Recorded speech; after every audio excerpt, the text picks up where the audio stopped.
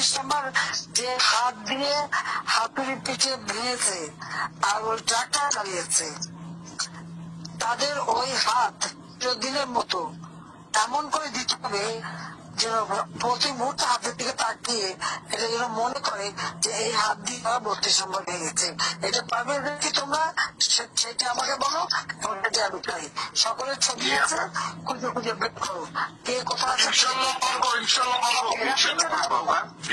বেঁচে থাকবে সারা জীবন আর ওই হাত দেখবে। এটাই আমি চাই, আর কিছু চাই না।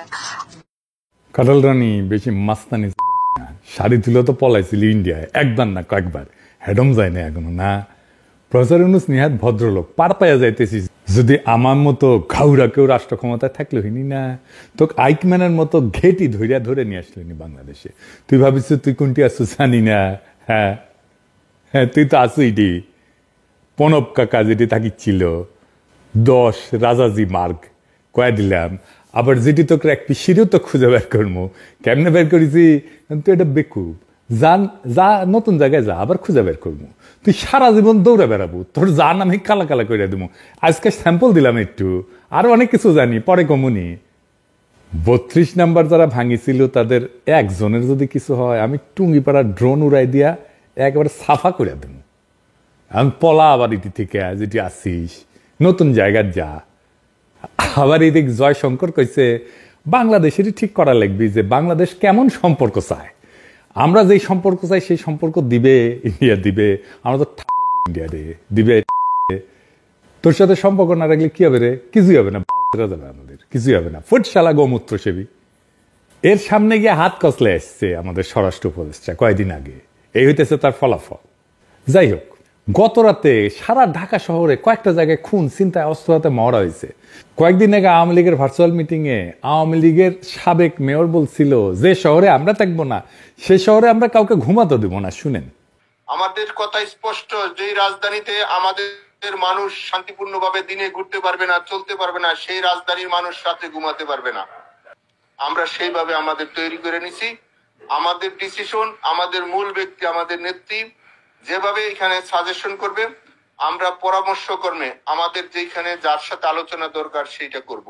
তারা এখন সেই কাজই করিচ্ছে। আওয়ামী দুর্বৃত্তরা মাঠে, আর এই সময় আর্মি পূর্ণ ম্যাজিস্ট্রেসি ক্ষমতা নিয়ে 8 টু সিভিল পাওয়ার অ্যাক্টে মাঠে মোতায়েন আছে।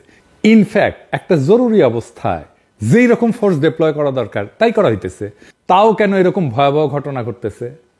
আবার এদিকে নির্বাচিত সরকারের জন্য ইন্ডিয়ান সেনাপ্রধান আর বাংলাদেশের সেনাপ্রধান দুইজনে অপেক্ষা করতেছে। দেখি যাও মিল কত দুইজনের, দুই ভাইয়ের। তো স্লোগান দে দুইজন মিলিয়া, জয় বাংলা জয় হিন্দ, অন্তর্বর্তী ছাইয়া নির্বাচিত পিণ্ড। অনেকে কইতেছে ব্রিগেডিয়ার সাখাওয়াতকে স্বরাষ্ট্র উপদেষ্টা করা লাগবে। আজ এটা বুঝে দেখি।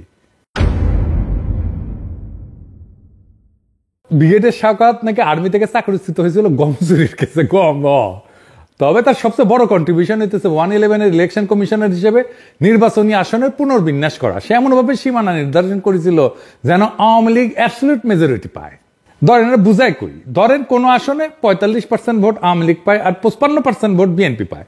তো এই আসনে নিশ্চয়ই এমন কিছু আসন আছে যেখানে বিএনপি ম্যাক্সিমাম ভোট পায়, মেজরিটি ভোট পায়। আবার এই আসনে কিন্তু কিছু সিট থাকবে যেখানে আওয়ামী লীগ মেজরিটি ভোট পায়। তাই হয়, এরকমই হয়। তো এই সাখাওয়াত করেছিল কি যে এই আসনের বিএনপি মেজরিটি কেন্দ্রগুলোকে আর এক আসনের সাথে জুড়ে দিছে, যে আসনে হয় অনেক ব্যবধানে বিএনপি জিতেছে অথবা আওয়ামী লীগ জিতে অনেক ব্যবধানে, যেন এই কেন্দ্রগুলোর বিএনপি ভোটের উপর কেমন কোনো ইম্প্যাক্ট না থাকে। তার উপদেষ্টা পরিষদে ঢুকেছে আর্মি, এখন সে নৌ মন্ত্রণালয়ের দায়িত্ব। আর এই সময় 250 লাইটার ভেসেল সমুদ্রে পণ্য নিয়ে ঘুরতেছে যেন বাজারে সংকট তৈরি হয়। সে কিছুই করে নাই, এক কান দিয়ে ঢুকে আর এক কান দিয়ে বের করে দিছে। এই হইতেছে তার ক্ষমতা। এরা স্বরাষ্ট্র উপদেষ্টা বানাইতে চান। মিনিস্টার অফ হোম অ্যাফেয়ার্স কি মিলিটারি ইস্যু নাকি? পাবলিক অর্ডার কি মিলিটারি ইস্যু? এখানে দরকার সিভিল ব্যাকগ্রাউন্ডের লোক বা পুলিশ ব্যাকগ্রাউন্ডের লোক। জাহাঙ্গীর আর্মির কোটায় বিএনপির পছন্দের উপদেষ্টা। কে কারে কিভাবে কখন উপদেষ্টা বানাইছে তার হিসাব করলে আমার কাছে আছে। হোম মিনিস্ট্রি সিভিলিয়ান সামলাবে, আর্মি কোটায় সব কয়টা উপদেষ্টারা কেদাইতে হবে। জাহাঙ্গীর সাখাওয়াত দুইটাই। আবার দেখলাম বিএনপির কেউ কেউ কইতেছে খোদা বক্সের কথা, উনি নাকি অপদার্থ আইজিপি ছিলেন। আসেন এটা না বুঝে দেখি। খোদাবক সাহেব আইজিপি ছিলেন 3 মাসেরও কম সময়। 111 হইল 1 নভেম্বর, তাই না? উনি 2006 সালের 2রা নভেম্বর থেকে 2007 সালের 29শে জানুয়ারি পর্যন্ত আইজিপি ছিলেন। আপনারা জানেন 111-এর প্রথম মাসগুলোতে পুলিশ দারুণ দারুণ কাজ করেছিল, তাই না? ওই সময় খোদাবক্স পুলিশের আইজিপি, তার ভালো কাজ কন্টিনিউ করতে দেওয়া হয় নাই। পুলিশে যা ভালো কাজ করতেছে এখন তার কৃতিত্ব এই খোদাবক্সেরই। ওরা এখন সরানো লাগবি, কারণ অনেকের পাকা ধানে মই দিয়ে দিচ্ছে। এই জেনারেল জাহাঙ্গীর হইতেছে এটা পথের বাধা, যে কাজগুলোর গতি থামায় দেয়। আচ্ছা, স্বরাষ্ট্রের কথা বাদই দেন, ওই জাহাঙ্গীর তো আর একটা মন্ত্রণালয় সামলায়, কৃষি মন্ত্রণালয়। ওইখানে ভয়াবহ অবস্থা, এক সচিব রাখিছে হাসিনার লেসপেন্সার। দেখেন ওরে নিয়ে বিক্ষোভ হয়, দেখেছেন?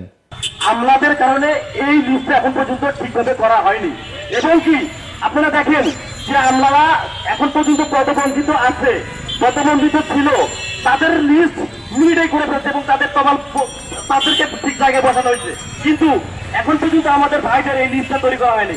সার নিয়া কৃষক মহাবিপদে। দেখেন, আপনারা তো জানেন আমি ফার্মা ইন্ডাস্ট্রিতে কাজ করেছি। এই ইন্ডাস্ট্রিতে আমার ভাই ব্রাদার, কলিগ, সাবেক বস, বন্ধু সবাই আছে। তো আমার এক বন্ধু, সে আবার ব্যবসাও করে, এই ফার্মাসিউটিক্যালে সারের ব্যবসাও করে। আমারে কইল, দাদা ভয়াবহ সময় আসতেছে, সার নিয়ে বেড়াছাড়া অবস্থা করে দিচ্ছে। আমি বললাম, শুনমনি আপনার কথা টাইম কইরা। কিন্তু দেখেন জাহাঙ্গীর সাহেব যে শুধু স্বরাষ্ট্রতে বেড়াছাড়া করেছে তা না, কৃষি তো বেড়াছাড়া করে রাখিছে। তো বেড়াছাড়া কেন করিচ্ছে জানেন? কারণ ওর পায়খানা কষা। দেখেছেন মুখের কি অবস্থা? কুতিচ্ছেন কেন ভাইজান? সবার সামনে ভাবে কোদ দিলে তো মুশকিল। যারা অপদার্থ জাহাঙ্গীরের ছাইরা খোদাবক্স আর ছাত্রদের পিছে লাগে, তাদের জিগান খোদাবক্স আর ছাত্র হয়ে যদি স্বরাষ্ট্র মন্ত্রণালয় চালায়, তাহলে জাহাঙ্গীর আছে কেন? তুই তো এমনি চলে যাওয়া উচিত। আর কোন আক্কালে রিকমেন্ড করেছিল তারে বিএনপি? আর জাহাঙ্গীর সাহেব, আপনি যে হুশে নাই তা প্রমাণ, রাত 3টায় সাংবাদিক সম্মেলন ডাকিছেন। আপনার বিন্দু মাত্র সেন্সিটিভিটি নাই। এত রাতে সাংবাদিকরা যাবে আপনার বাসায়? আপনি কি মহারাজা? যাই হোক, আপনি স্বরাষ্ট্র মন্ত্রী হিসেবে, স্বরাষ্ট্র উপদেষ্টা হিসেবে কি করবার পারলেননি সেটা কই শুনেন, মন দিয়া শুনেন। আপনি কোন জাহাঙ্গীর সাহেব, আপনি কয়টা থানায় ভিজিট করেছেন ফিজিক্যালি? উপদেষ্টা হওয়ার পরে কয়বার আপনার বাহিনীর লোকদের সাথে মাঠে গিয়ে দেখা করেছেন, তাদের সাথে ক্যান্টিনে খাইছেন, তাদের পরিবারের খোঁজ খবর নিছেন, তারা যেন উদ্বুদ্ধ হয় এমন কাজ করছেন? কথা বলছেন? বলেন নাই। যে বিশাল বাহিনীর নেতা, সেই বাহিনীর লোকরা যেন বুঝে আপনি তাদের পিতার স্নেহে নেতৃত্ব দিচ্ছেন, তাইলে ওরা আপনার জন্য হাসতে হাসতে জীবনটাও দিয়ে দিতে পারবে। আপনার কোনো পরিকল্পনা লাগবে না, কোনো প্রণোদনা দেওয়া লাগবে না। তারা নিজেরাই নিজের কাজটা সবচেয়ে ভালো করে করার চেষ্টা করবে, কারণ সে জানবে আপনি আন্তরিকভাবে আপনার বাহিনীকে নিয়ে গর্ব করতে চান। আপনার তো আপনার বাহিনীর লোকের সামনে যে বলতে হবে যে ভাই, তোমার নিয়ে আমি গর্ব করি, দেখেন ও কেমন কাজ করে। তাইলে গভীর রাতে প্রেস কনফারেন্স ডেকে আলগা সিরিয়াসনেস না দেখায়, রাতেই যদি টহল দল নিয়ে ঢাকার এলাকায় যাইতেন, কালকেই সে পরিস্থিতি পাল্টে যেত।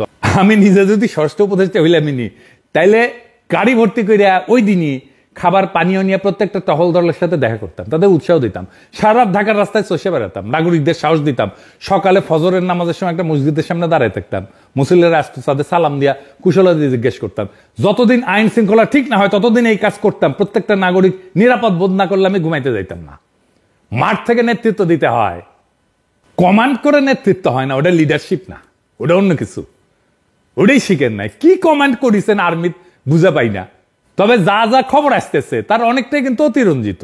এইগুলো আওয়ামী লীগ ছড়াইতেছে বিশেষ উদ্দেশ্য নিয়ে, এটা বুঝাইতে যে দেশের অবস্থা ভয়াবহ। দেখেছেন গত 36 ঘন্টায় 74 ধর্ষণ, এটা লিড করেছিল জনকণ্ঠ।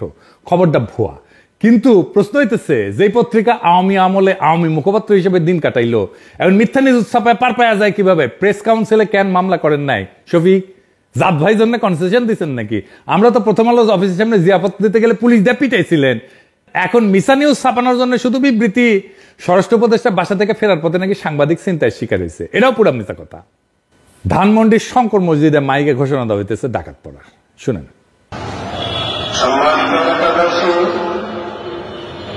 সকলকে দৃষ্টি আকর্ষণ করছি,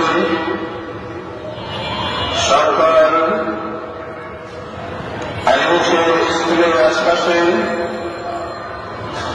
স্কুলের গলিতে ছুরি চাপাতি নিয়ে দেখা দল করছে, ঘোরাফেরা করতেছে। আমরা সকলে সতর্ক থাকি। মাইকে ঘোষণা শুনে পালাইছে ওই ডাকাত। যারা ডাকাত বা কি করতে হয়েছিল, কিছু পোলাপান ছিল অস্ত্র হাতে। ঘটনা কি হয়েছিল পরে তাই শুনেন। শঙ্করে গেছি, শঙ্কর থেকে আসার সময় দেখলাম আপনার অনেক লোকজন আসতেছে, তো এখানে দাঁড়াইলাম। দাঁড়ানোর পরে দেখলাম যে 50-60টা ছেলে দাঁড়ায় রয়েছে, বড় ছোট মিলানো। তো বললাম যে এলাকার ভিতরে এটা কি? তো ওকে জিজ্ঞেস করলাম যে এরা কারা? ও ভাই আমি চিনি না। ওই বলছে যে আমি চিনি না। আরেকটা ওই যে এখানে আপনার বিক্রি করে, কি জানি আনারস বিক্রি করে, ওকে জিজ্ঞেস করলাম যে এরা কারা, চিনো নাকি এরা? কবে আমরা চিনি না, এরা এখানে দাঁড়ায় রয়েছে, এদের কাছে ছুরি চাপাটি আছে। তো এখন আমি ভাই ভয়ের ভিতরে আছি, আমি কি ওইটার ভিতরে ঢুকবো কখনো? পরে আমরা আসছি, আসার পরে এলাকার মুরব্বীদের বললাম যে দেখেন এই ব্যাপার, কার কি ক্ষতি হয়ে যায় বলা যায় না, আপনারা কি করবেন? তো বলছে মাইকে অ্যালাউন্স করো। এখন কাকে ফোন দিব?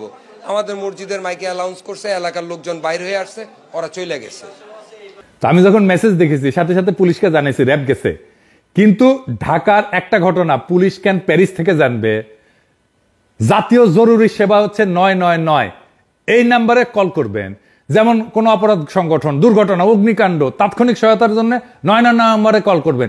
24 ঘন্টা আপনারা কল শুনবে, এটা রেকর্ড হয়। আর আপনার নিকটস্থ থানার ওসির নাম্বারটা রাখবেন, ওদেরকে থানার ফোন নাম্বারটা রাখবেন, ওইখানে জানাবেন। তবে ওসির নাম্বার আছে জন্য আপনার বাসার মুরগি হারাইছে জন্য আপনি ওসির ফোন দিবেন, সেটা আবার কইরেন না। আমাদের অনেক সময় পরিমিতি বোধ থাকে না। আমার ফোন নাম্বার তো এজমালি সম্পত্তি হয়েছে, সারাক্ষণ ফোন ব্যস্ত থাকে। আমার কাছে তো প্রফেসর ইউনূসের নাম্বারও আছে। আমি যদি রেগুলার ওনারে মেসেজ পাঠাই, উনি কাজ করতে পারবেন। মেসেজ পাঠাবো যেটা খুব জরুরি দরকার, ওনার দেখা দরকার কালে ভদ্রে, তাইলে উনি আমার মেসেজে গুরুত্ব দিবেন। যাই হোক, আইন শৃঙ্খলার অবস্থা পরিকল্পিতভাবে খারাপ করার সব ব্যবস্থা আওয়ামী লীগ করতেছে। শুধু কি আওয়ামী লীগ, আমাদের সুশীলদের প্রিয় মাহমুদুর রহমান মান্না, তার দল নাগরিক ঐক্য ঢুকেছে আওয়ামী লীগারা। তারা বগুড়া শিবগঞ্জে যুবদলের নেতার বাসায় ককটেল হামলা করেছে। আমি কুসি কলে যে এই নাগরিক ঐক্য সাজা আওয়ামী লীগের হাড্ডি গুড়া গুড়া করে দিবেন, খালি কনফার্ম হবে নাকি এগুলো আওয়ামী লীগ। সব গ্যাঞ্জামের পিছিয়ে আপনি আওয়ামী লীগ পাবেন। আগস্ট মাসে ডাকাতি করার জন্য আওয়ামী লীগ লোক ভাড়া করেছিল না, ভুলে গেছেন? দেখেন, পাড়ায় পাড়ায় আবার আগস্টের মতো পাহারা বসানো যায় কিনা ভাইবা দেখবেন। আগস্টের সেই পরিস্থিতি আবার হাজির হয়েছে। আমরা একটা কিন্তু যুদ্ধাবস্থায় আছি, লড়াই এখনো থামে নাই। পাড়ায় মহল্লায় আবার নতুন করে পাহারা শুরু হোক। ছিনতাইকারী ডাকাতার মস্তানদের হাড্ডি গুড়া গুড়া করে দেবেন, জিন্দেগিতে যেন নিজের পায়ে ভর দিয়া খাড়া হইতে না পারে। বিপ্লবকে এত সহজে ধ্বংস করতে দেব না। যারা মনে করতেছেন প্রফেসর ইউনূসের সরকারে উৎসাহ দেবেন, ওই স্বপ্নরে দুঃস্বপ্ন বানায় দেব। সব সেরা 24 ঘন্টার মধ্যে ঢাকায় যায় ল্যান্ড করব, ছাত্র জনতার সাথে নিয়ে। বাকি 24 ঘন্টায় বিপ্লবের সকল শত্রুরে জয় বাংলা কইরা দিব ইনশাল্লাহ। ইনকিলাব জিন্দাবাদ।